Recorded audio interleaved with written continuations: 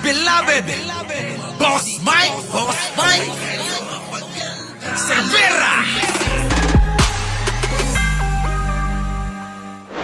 Ito na. Ating bansa, mga babala na maaaring Mga kababayan, tignan ninyo kung paano manira itong si Aling Buday. Stress na po. Abay mga kababayan, lubong-lubo na eh. Ano po? Lubong-lubo na mga kababayan. Eto na, nandyan na yata yung sundo, baby. Sige, tuloy. may mga ulat at bulong-bulungan na may mga kumikilos na sa iba't ibang parte ng ating bansa. Mga babala na maaaring nagsisimula na ang malawakang dayaan sa halalan ng alyansa. Kita nyo mga kababayan? Malawakang dayaan daw mga kababayan. Anong klase yan mga kababayan? Bulong-bulungan daw. Luka-luka kasi mga kababayan eh. Alam nyo ho yung mga luko-luko, yung may sakit sa pag-iisip, may kusahong bumubulong doon eh. Ano po? May kusang bumubulong. At yun naman yung pinapahayag niya. Kita nyo mga kababayan, lubong-lubo na ho yung mukha niya. Mga kababayan, stress na ho si Aling Buday. Hindi niya na malaman kung paano niya pa ipapanalo yung mga kandidato na mga umasa sa kanya mula sa senador, gobernador, kongresista, mayor hanggang pinakaibaba. Yan po ang katotohanan mga kababayan. Kaya ngayon, kita nyo, tinotopak na naman. Naiisip niya na naman, dayaan na naman daw. Mga kababayan, kung meron mang mandadaya din hindi si Pangulong Bongbong, kung hindi yang mga yan. Kita nyo? Sabi mga kababayan bulong-bulungan. Pwede pa natin gamitin yung bulong-bulungan na hindi konkreto, na ebidensya. Tapos, ipapakain mo sa utak ng mga DDS na napakabobo. Siyempre, paniniwalaan nila yan. Mga bobo yan eh. Diba? Kahit kay Atty. Libayan paniniwalaan yan eh. Diba mga kababayan?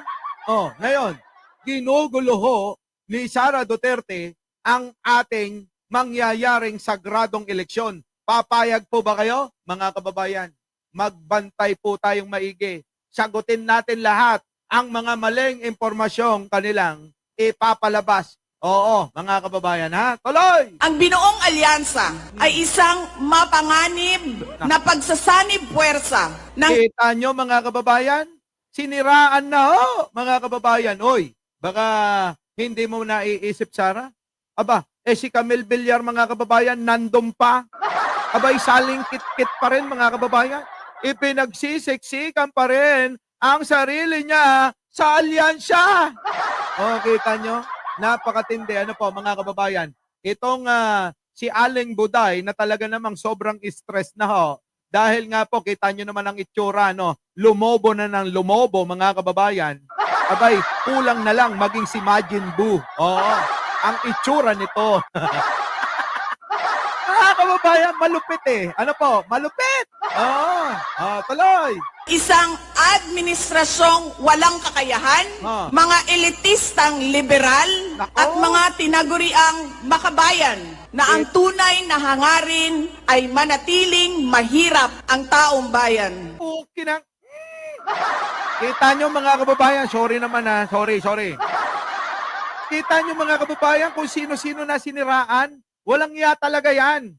Tandaan nyo, itong si Sara ang adhikain, magkawatak-watak ang gobyerno, magkawatak-watak ang sambayanan. Ganyan po ang gusto ng babae na yan. Opo pakinggan nyo maigi. Ganyan ho ang gusto ng babae na yan. Hiwala na hong pakundangan. Desperado na sila na kailangan niya talaga na maipanalo yung mga senador na boboto para hindi siya mawala sa kanyang pwesto. Yun po yung katotohanan dyan, mga kababayan. Di po ba? Meron pa bang iba? Takot na po siya. Sapagkat mga kababayan, alam nyo po ba? Sa mga hindi pa nakakalam, pagka po itong si Buday ay hindi nanalo o natanggal sa kanyang pwesto, tandaan nyo, derecho ito kasama ng tatay niyang mamamatay tao. Di po ba? Yun lang naman po yan. Wala naman na pong ibang pag-uusapan. Stress na, oo. Sobrang stress na po niyan. Isang alyansa na handang ibalik tayo sa kadiliman ng narco-politics. Sa Kadiliman daw mga kababayan, ang turing at ibabalik daw tayo ng mga grupo ng alyansa ni Pangulo. Oy, Sara, nakakalimutan mo ba? Yung tatay mo ang nagdala ng kadiliman sa bayan na ito.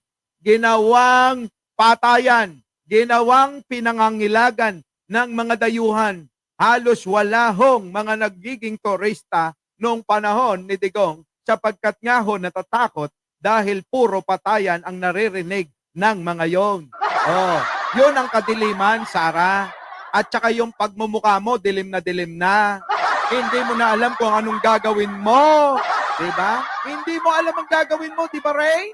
Oh, Kaloy. bangungot ng Typhoon Yolanda, Oh. kung saan ang mga Pilipino ay iniwan sa ulan, sa gutom, at sa kawalang malasakit. Nakaputa, bumabalik. Naghuhukay si Sara ng ibabato sa mga kaalyansa ni Pangulong Bongbong.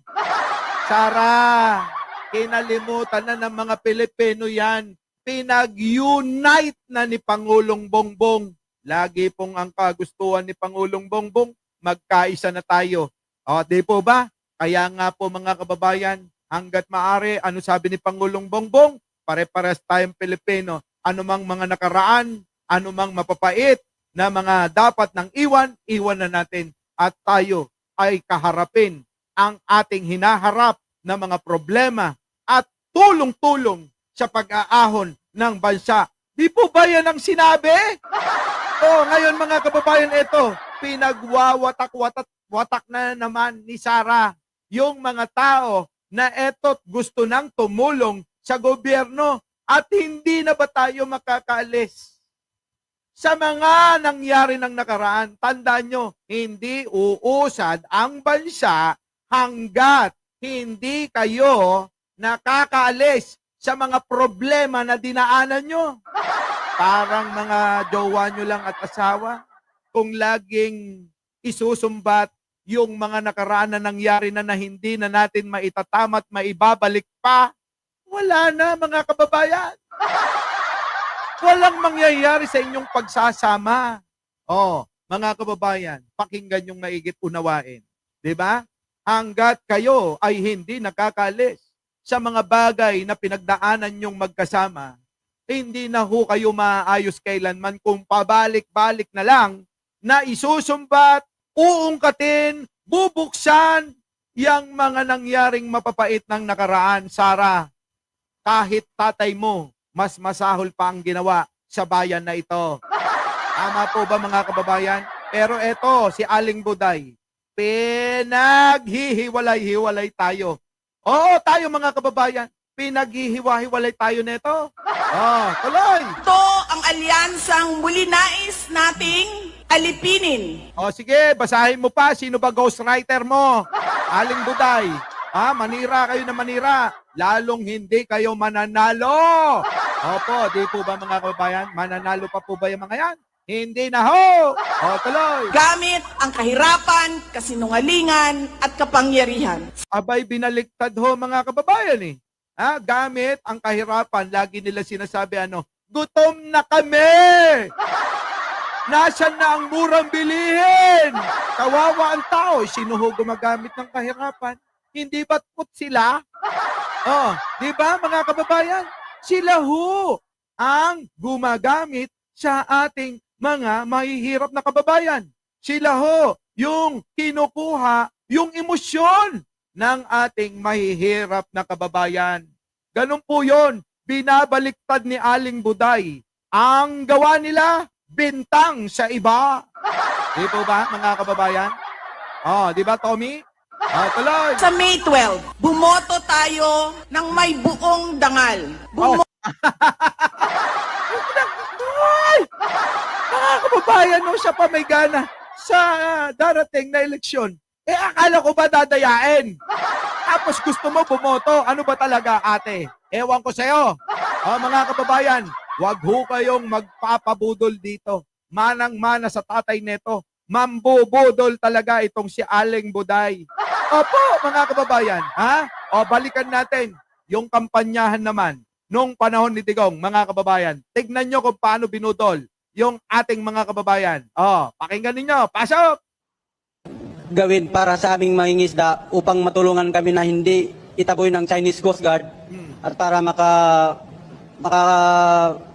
kamingwit kami ng mabuti na mapayapa. Nangibabaw ang sagot noon ni dating Davao City Mayor at ngayon Pangulong Rodrigo Duterte. Pupunta ako sa China.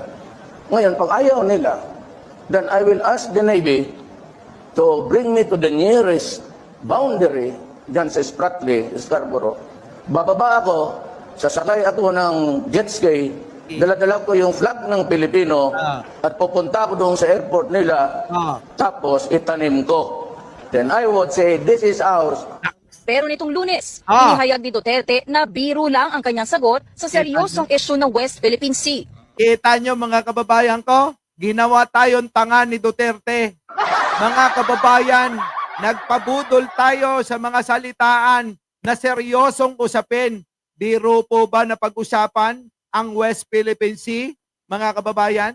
Kung sa kanila baliwala, sa kampo ng PDP, baliwala ang West Philippine Sea, ika nga nung isang kandidato nila, walang West Philippine Sea. Sa utak lang daw ng mga Pilipino yan. Di po ba mga kababayan? Ngayon si Digong, kita nyo, seryosong usapin. Pero anong ginawa niya? Ginawa niya tayong katatawanan. Umasa ang sambayanan, umasa yung mga mangingisda na pinangakuan. Anong nangyari? Scam. Na-scam tayo ni Digong. Uy, kulit barbado. Ode. Yung barbado ko, just a pure campaign joke. Kita nyo? At kung naniniwala kayo sa kabila, pati na siguro si Carpio, pati I would say that you are really stupid. Kita nyo, mga estupido kayo, mga DDS kayo. Kita nyo, ginawang estupido yung mga naniwala at pinaniwala niya nung panahon na nangangampanya. Ngayon mga kababayan, nangangampanya si Sara, paniniwalaan nyo pa ba? Mga kababayan naman, hanggang kailan ang katangahan? Wala na bang katapusan? Bukas po, ipakita na natin ang katalinuhan naman. Katalinuhan ang ipakita natin bukas ba? Tapusin, wakasan ang katangahan, kabobohan at paniniwala sa mga uto-uto na yan. Di ba? Sa mga mang-uuto na yan, mga kababayan. Wakasan na natin yan. Talika ng ABS-CBN News si Mang Carlo at bakas sa kanyang tono ang labis na pagkadismaya, lalo't kabilang siya sa mga bumoto kay Duterte. Nagsinungaling naman sila sa amin. Hindi naman yung tinupad yung kanya, yung sinabi niya sa amin. Dapat, hindi yung joke na sabihin niya. Gawin niya yung sinabi niya sa akin noon. Para hindi naman kami magmukhang tanga doon sa Fiscal Bureau na ganito yung ginagawa sa amin. Hindi rin matanggap ni Carlo ang sinabi ng Pangulo sa mga naniwala sa sinabi niya. Hindi ako estupidong tao. Masamang loob namin na siyempre yun ang sinabi niya, naasahan namin siya na gagawin niya. Ba't sinabi yung joke-joke lang? Condenser, joke-joke lang din siya naging presidente natin. Kita niyo totoo yan. Joke-joke lang din na naging presidente natin yan, mga kababayan, si Digong. Ngayon, ulitin ko mga kababayan ko. Kayo po ba magpapadala pa sa mga salitaan ng mga Duterte? Mga kababayan, tapusin, wakasan ang pang-uuto ng mga yan. Iboto ang mga nararapat, yung mga nagsisilbi ng tapat. Yun po yun. Yung may maitutulong sa gobyerno. Isipin yung maigi. Hindi na po mahalaga ang kulay ngayon. Ang para kay Pangulo, kaya nabuo ang alyansa, nabuo ang unity team, dahil ang gusto niya pagkakaisa. Magkaisa tayo, bawat Pilipino tumulong sa gobyerno, tumulong sa bansang ito para maiangat natin na mabilis. Hindi po tulad nila Sara. Walang ginawa ho kundi manira ho ng manira, mga kababayan. Yan. So ngayon, mga kababayan, hanggang dito na lang. At kita-kita po na tayo, baka mahuli po ako sa akin flight. Ano po? Huli! Mga kababayan, maraming salamat po sa pagsama. Kahit nabitin, mga kababayan, kita po tayo. Sa airport. Oo. doon ko ho itutuloy ito. Mahirap po kasi mga kababayan, baka matraffic ako. Magandang umaga, magandang hapon at magandang gabi. Opo, Mike Cervera pong muli. Apo ha, nagsasabing mahalin po natin ang ating kapwa, ipagdasal po natin lagi ang ating bansa. Magandang umaga, magandang hapon at magandang gabi. Sa mandako ng mundo, naroon kayo. Siyempre, magandang buhay na rin para sa ating lahat. Huwag niyo pong kakalimutang mag-like, mag-share at mag-subscribe. Our beloved Boss Mike Cervera.